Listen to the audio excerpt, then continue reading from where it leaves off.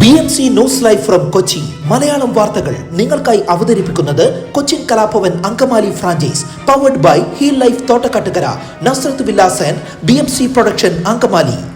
നമസ്കാരം, BMC radio Malayalam വാർത്തകളിലേക്ക് സ്വാഗതം. ഞാൻ ധനുകൃഷ്ണ. നഗരത്തിൽ ഇത്ര വലിയ വികസനം വന്നിട്ടും ഉദയ കോളനിക്കാർക്ക് മലിനജലത്തിൽ നിന്നുള്ള മോചനം ഇനിയുമായില്ല. വേലിയേറ്റത്തെ തുടർന്ന് വീണ്ടും കോളനി പ്രദേശത്താകെ മലിനജലം നിറയുകയാണ്. തൊട്ടടുത്ത പേരണ്ടൂർ കനാലിൽ നിന്നുള്ള ദുർഗന്ധവും മാലിന്യവും അടങ്ങിയ വെള്ളമാണ് കോളനിയിൽ നിന്ന് വീടുകൾക്ക് മുന്നിൽ കെട്ടിക്കിടക്കുന്നത്. ഇതുമൂലം ഒരാവശ്യത്തിനും വീട്ടിൽ നിന്ന് പുറത്തിറങ്ങാൻ പോലും ആവാതെ വലയുകയാണ് ഇവിടത്തുകാർ. പുലർച്ചെ 5ഓടെയാണ് മലിനജലം കോളനിയിലേക്ക് ഒന്നാകെ ഒഴുകിയെത്തുന്നതെന്നും ഇവിടെ താമസിക്കുന്നവർ പറഞ്ഞു. മണിക്കൂറുകളോളം ഇത് വീട്ടുമുറ്റങ്ങളിൽ കെട്ടിക്കിടക്കും. വീടുകളിലേറെയും കോൺക്രീറ്റ് ഉയർത്തിയാണ് നിർമ്മിച്ചിട്ടുള്ളതെങ്കിലും വീട്ടിൽ നിന്ന് പുറത്തിറങ്ങാനാവാത്ത സ്ഥിതിയാണുള്ളത്. ചില വീടുകളിലേക്കും മലിനജലം കയറുന്നുണ്ട്. 3-4 ദിവസമായി കോളനിയിൽ വെള്ളം കയറുകയാണെന്നും നിവൃത്തികേട് മൂലം അഴുക്ക് വെള്ളത്തിലൂടെ വീടിന് പുറത്തേക്ക് ജോലിക്കും മറ്റുമായി പോകേണ്ട സ്ഥിതിയാണെന്നും പ്രദേശവാസിയും പൊതുപ്രവർത്തകനുമായ അജയ് കുമാർ വ്യക്തമാക്കി.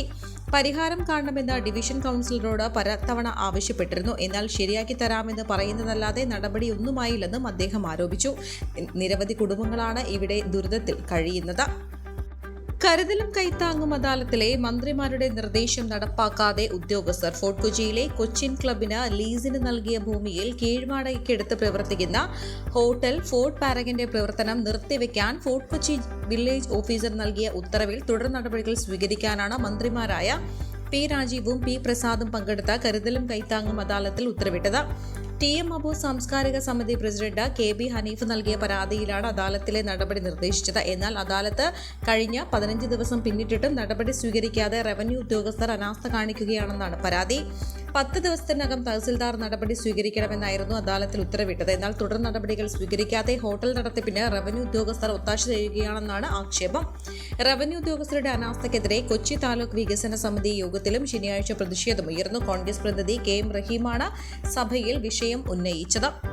പരിശോധന കർശനമാക്കുമ്പോഴും ജില്ലയിൽ നിരോധിത പുകയില ഉൽപ്പന്നങ്ങളുടെ വിപണനം വ്യാപകം. നിയമവിരുദ്ധ പുകയില ഉപയോഗങ്ങൾക്കെതിരെ പോലീസും എക്സൈസും നടപടികൾ ശക്തമാക്കുമ്പോഴാണ് പാൻപരാഗ് ഹാൻസ് ഉൾപ്പെടെയുള്ള വിവിധ ഉൽപ്പന്നങ്ങളുടെ ഉപയോഗം വ്യാപകമാകുന്നത്. ഗ്രാമ-നഗര വ്യത്യാസമില്ലാതെ ഇത്തരം ഉൽപ്പന്നങ്ങൾ വ്യാപകമാണെന്നാണ് പുറത്തുവരുന്ന വിവരം. അന്തർ സംസ്ഥാന തൊഴിലാളികളുടെ കടന്നുവരവോടെ ഇത്തരം ഉൽപ്പന്നങ്ങൾക്ക് ആവശ്യക്കാരും ഏറിയിട്ടുണ്ട്. കേരളത്തിന് പുറത്തുനിന്ന് ചെറിയ വിലയിൽ വാങ്ങുന്ന ഉൽപ്പന്നങ്ങൾ ഇവിടെ 5-6 ഇരട്ടി തുകയ്ക്കാണ് വിൽക്കുന്നത്. ഗുരുതര ആരോഗ്യ പ്രശ്നങ്ങൾ സൃഷ്ടിക്കുന്ന ഇവ നിയന്ത്രിക്കാൻ സ്വീകരിക്കുന്ന നടപടികൾ ഫലപ്രദമല്ലെന്നാണ് കണക്കുകൾ തെളിയിക്കുന്നത്. കഴിഞ്ഞൊരു വർഷത്തിനിടെ ജില്ലയിൽ എക്സൈസ് നടത്തിയ പരിശോധനയിൽ പിടികൂടിയത് 2427 കിലോ നിരോധിത പുകയില ഉൽപ്പന്നങ്ങളാണ്. ജില്ലയിലെ പ്രധാനപ്പെട്ട എല്ലാ കേന്ദ്രങ്ങളിൽ നിന്നും ഇവ പിടിച്ചെടുത്തിട്ടുണ്ട്. ഏറ്റവും കൂടുതൽ പിടികൂടിയത് കഴിഞ്ഞ ജൂണിലാണ്. 1446 കിലോയാണ് ഈ മാസം പിടികൂടിയത്. വിവിധ കടകളിൽ നിന്നും വാഹനങ്ങളിൽ നിന്നുമാണ് വൻതോതിൽ ഇവ പിടിച്ചെടുത്തത്. വിദ്യാഭ്യാസ സ്ഥാപനങ്ങളുടെ സാമീപ്യങ്ങളിൽ നിന്ന് പോലും പിടിച്ചതായാണ് രേഖകൾ വ്യക്തമാക്കുന്നത്. എന്നാൽ ജില്ലയിലേക്ക് എത്തുന്ന നിരോധിത ഉൽപ്പന്നങ്ങളുടെ വളരെ കുറഞ്ഞ ശതമാനം മാത്രമേ ഇതാകുന്നുള്ളൂ എന്നാണ് ഉദ്യോഗസ്ഥർ തന്നെ വ്യക്തമാക്കുന്നത്. ബാക്കിയുള്ളവ വിവിധ കേന്ദ്രങ്ങളിൽ വിറ്റഴിക്കപ്പെടുകയാണ്. നിയമവിരുദ്ധ പുകയില വിപണനം അടക്കമുള്ളവയ്ക്കെതിരെ നടപടി സ്വീകരിക്കുന്ന കോഡ്പ ആക്ട് പ്രകാരം ജില്ലയിൽ കഴിഞ്ഞ ഒരു വർഷത്തിനിടെ എക്സൈസ് വകുപ്പ് രജിസ്റ്റർ ചെയ്തത് 7363 കേസാണ്. 14,70,810 രൂപ പിഴ ഈടാക്കിയിട്ടുണ്ട്. നിരോധിത പുകയില ഉൽപ്പന്നങ്ങൾ വിറ്റതിനും പൊതുസ്ഥലത്ത് പുകവലിച്ചതിനും അടക്കമാണ് കേസുകളും പിഴയും ഈടാക്കിയിരിക്കുന്നത്. ഇതോടൊപ്പം പോലീസ് രജിസ്റ്റർ ചെയ്ത കേസുകളും പിടികൂടിയ നിരോധിത ഉൽപ്പന്നങ്ങളും ചേർക്കുമ്പോൾ ഇതിന്റെ ഇരട്ടിയിലധികം വില വരും. കോവിഡാനന്തര കാലഘട്ടത്തിൽ ജീവിതശൈലി രോഗങ്ങളുള്ളവർക്ക് സന്തുലിതമായ ആരോഗ്യ പരിപാലനത്തിന് ആലുവയ്ക്കടുത്ത് തോട്ടക്കാട്ടുകര ജംഗ്ഷനിൽ ഹീൽ ലൈഫ് തുറന്ന പ്രവർത്തനം ആരംഭിച്ചിരിക്കുന്നു. ഫിസിയോതെറാപ്പി, സൈക്കോളജി, ആയുർവേദ ചികിത്സകൾക്കായി 8089011722 ബന്ധപ്പെടാവുന്നതാണ്. ISL ഉൾപ്പെടെ ഫുട്ബോൾ മത്സരങ്ങൾ മാത്രം നടക്കുന്ന കലൂർ സ്റ്റേഡിയം ഗിന്നസ് നൃത്ത പരിപാടിക്ക് വിട്ടു നൽകിയത് GCDA ചെയർമാൻ K ചന്ദ്രൻപിള്ളയുടെ ഇടപെടലിനെ തുടർന്ന് മറ്റ് പരിപാടികൾക്ക് വിട്ടു നൽകേണ്ടതില്ലെന്നും നൃത്ത പരിപാടി നടന്നാൽ ടർഫിന്റെ നിലവാരത്തെ ബാധിക്കുമെന്നും ചൂണ്ടിക്കാട്ടി GCDA എസ്റ്റേറ്റ് വിഭാഗം ഉദ്യോഗസ്ഥർ ഫയലിൽ കുറിച്ചിരുന്നു. എന്നാൽ ടർഫ് ഒഴിവാക്കിയുള്ള പരിപാടി ആയതിനാൽ അനുമതി നൽകാമെന്ന് വ്യക്തമാക്കിയാണ് ചെയർമാൻ രേഖാമൂലം അനുമതി നൽകിയത്. ഇതിന് പിന്നാലെ സംഘാടകരായ മൃദംഗവിഷൻ GCDAയുടെ അക്കൗണ്ടിൽ ഡെപ്പോസിറ്റ് തുക നിക്ഷേപിച്ചു. അധിക്ഷേപിച്ചു. പോലീസിന്റെയോ അഗ്നിരക്ഷാസേനയുടെയോ കൊച്ചി കോർപ്പറേഷന്റെയോ അനുമതി ലഭിക്കുന്നതിന് മുൻപായിരുന്നു ഇത്. എന്നാൽ കായിക പരിപാടികൾക്ക് മാത്രമായി സ്റ്റേഡിയം നൽകാവൂ എന്ന നിയമത്തിലില്ലെന്നും ഇതിനെ മറികടക്കേണ്ടതാണെങ്കിൽ അതിനാണ് ചെയർമാൻ അടക്കമുള്ള രാഷ്ട്രീയ നേതൃത്വമുള്ളതെന്നും ചന്ദ്രൻപിള്ള മാധ്യമങ്ങളോട് പറഞ്ഞു. ഉദ്യോഗസ്ഥർ പറയുന്നത് മാത്രം നടത്താനല്ല തങ്ങളെന്നും ചെയർമാൻ കൂട്ടിച്ചേർത്തു. ഇതിനിടെ അനുമതി നൽകിയതിലെ വീഴ്ച സംബന്ധിച്ച സൈറ്റ് എഞ്ചിനീയറെ GCDA സസ്പെൻഡ് ചെയ്ത് വിശദമായി അന്വേഷിക്കുമെന്നും ഭാവിയിൽ സ്റ്റേഡിയത്തിൽ നടക്കുന്ന പരിപാടികളിൽ കൂടുതൽ സുരക്ഷാ പരിശോധന നടത്തുമെന്നും ചന്ദ്രൻപിള്ള വ്യക്തമാക്കി.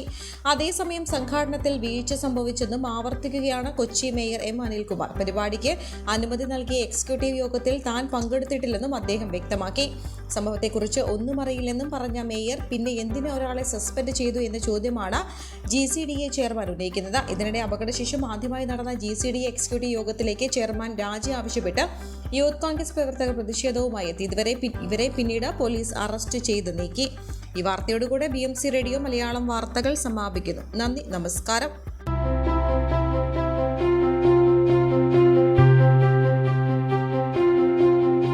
അങ്കമാലി പ്രദേശത്തെ കലാവിദ്യാർത്ഥികൾക്ക് സുവർണ അവസരം. ലോക പ്രശസ്ത കലാവിദ്യാലയമായ കൊച്ചിൻ കലാഭവന്റെ അങ്കമാലി ഫ്രാഞ്ചൈസി കരയാമ്പറമ്പിനടുത്ത് എളവൂർ കവലയിലുള്ള സ്പ്രിംഗ്ഫീൽഡ് കെട്ടിടത്തിൽ പ്രവർത്തനം ആരംഭിച്ചിരിക്കുന്നു.